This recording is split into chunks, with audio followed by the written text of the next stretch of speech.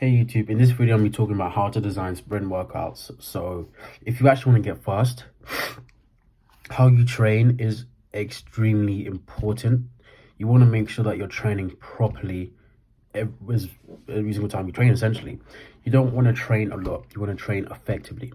There's no point in having, like, I used to always think, like, work smart and then work hard whilst you're working smart. But when you're sprinting, it doesn't really work. If you want to work your hardest, you're going to have to work your easiest because it's the smartest way to train. And understanding that is a really weird thing to come to grips with, but when you can, you're going to get much, much faster.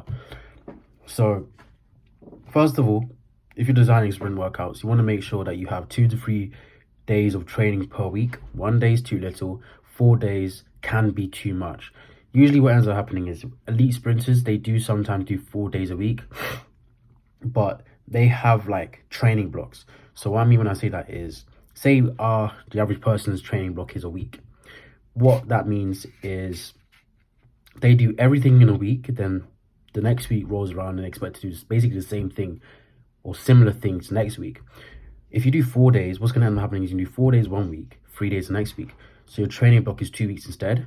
So you're going to be able to do more volume, but you're only able to feel like, for example, say you're going to do like super max velocity work, like 40 meter repeats. You might do that during a 4-day week and you won't be able to do that again, or you might not do that again until 2 weeks later, for example. But generally 2 to 3 weeks of training is best, purely because it's low volume and it's kind of hard to mess that up, because if you do too much, what's going to end up happening is you're going to be having fast days, you're going to have slow days. These fast days are you training properly, these slow days are you just getting your body used to it. If you're working on form, then these slow days are fine, but if you're not working on form, then there's no point in having these slow days. You might as well just have these fast days where you try to work up form on your form all at once. Other than that, it's important to understand that when you're doing these work, the difference between max velocity and speed endurance, because there's other things you can do, but these are the two main things you want to have in your head, because they're very opposite things. Speed endurance makes you better against people around your level. So this is going to give you 0.1 second improvement at best, whilst max velocity actually trains your top speed. While speed endurance is literally just helping you maintain your form for longer, which obviously is important. But if you're extremely slow, there isn't much point in maintaining crappy form. You might as well work on your form so it's better, and then make it so that you can hold that form whilst moving your body faster and traveling further through max velocity work. Speed endurance is a waste of time. Like, if you're running 12 seconds, there's no point in doing speed endurance just so you can run 11.9, because you're going to train extremely hard just to go 11.9. And yeah, when you break the barrier, you're going to be like, finally, yes, I've done it.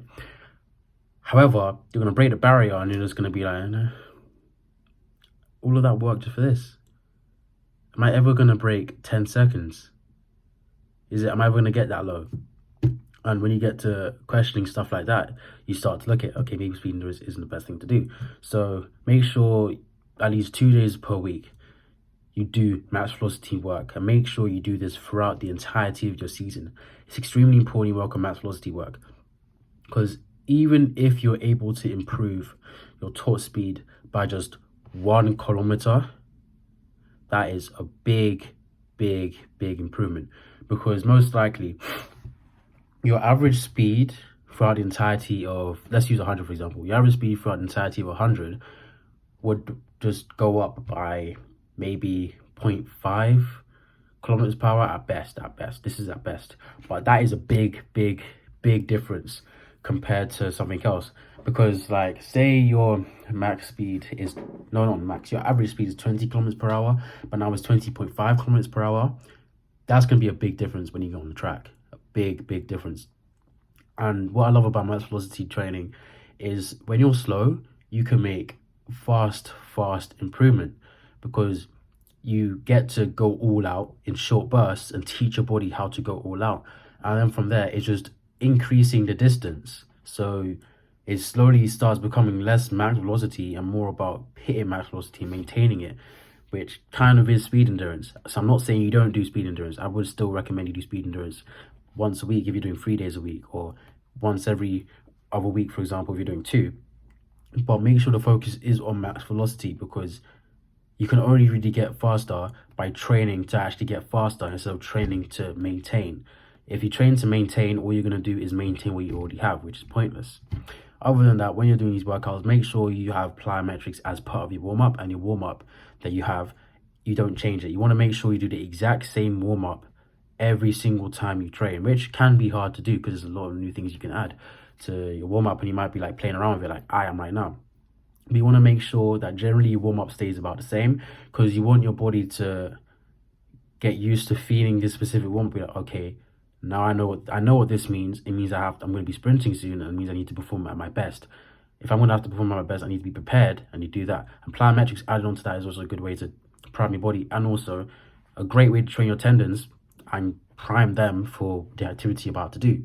So I love them. When you're doing, I also actually get faster because your tendons get stronger. When you're doing the workouts, make sure you warm up for about 30 minutes.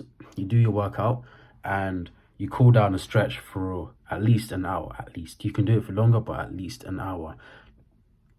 Warming up is obviously, most people understand why, but cooling down is extremely important. Because if you don't cool down, this is where most of your injuries come, because you've got lactate in your legs and your body still. You haven't realized your muscles are sore, they're tense, and you just need to be relaxed so that when you go to bed later on, they're able to rest and recover and just prepare for the next beating you're going to give them and be ready for it and come back even better. If you don't let them stretch, they're not going to be able to be prepared.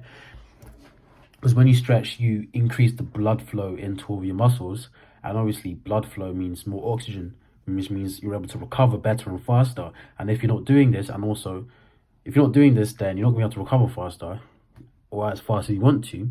And it also means your mobility is going to suffer, because you can only really stretch properly once your workout's done, not before. If you stretch before, you might overstretch, which will affect you, which means when you're warming up before, you might be doing small amounts of stretching. Dynamic stretching, yeah, but static stretching, barely any. But the majority of your static stretching will be after you've done the workout. And if you're not doing any, then your mobility is going to suffer, your stride length is going to suffer, and you're going to just increase the chance of you getting injured. Next thing, whilst you're making these workouts, make sure the volume is low, but the quality is as high as you can. Time as many of your reps as possible for as many days per week as possible, and stop early if your performance drops below 10%, because we care about quality. If the quality is going lower and lower and lower, there's no point in continuing, because I've said it before, your body will just add up all the work you've done and divide it by the amount of work you've done, and then improve your body by the average. That's not good enough, especially if your performance starts to drop. If your performance stays within a 10% range, that's great. If it drops, that's not great. You don't want to continue. For these workouts, you want to make sure that there's no more, I'd say no more than about 2 sets. And the reps, there's no more than about I'd say about 5.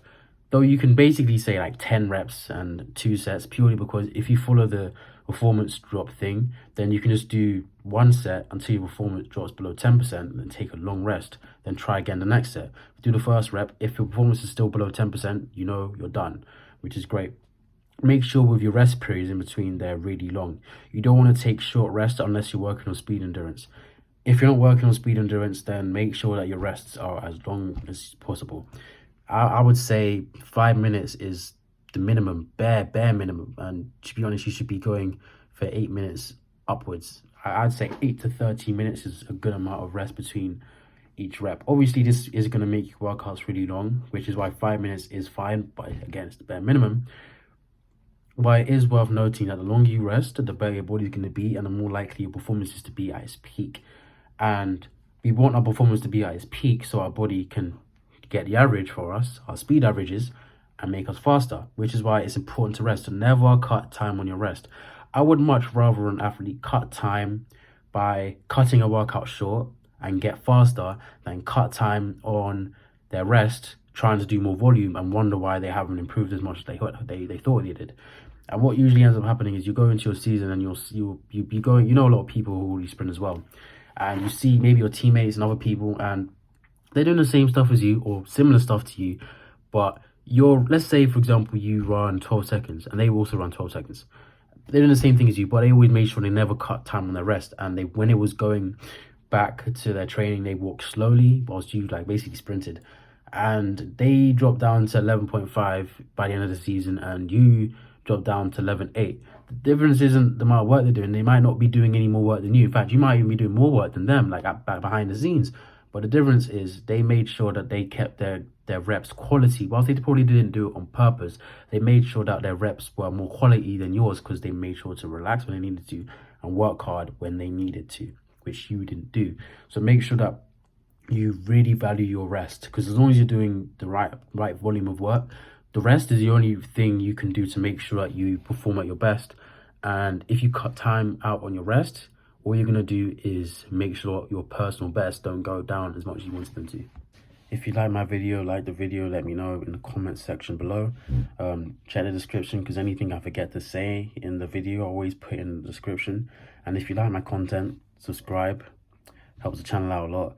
I post every 2 days at 1 p.m. Greenwich Mean Time. If you don't know when that is, just hit the bell and then you'll be notified instantly.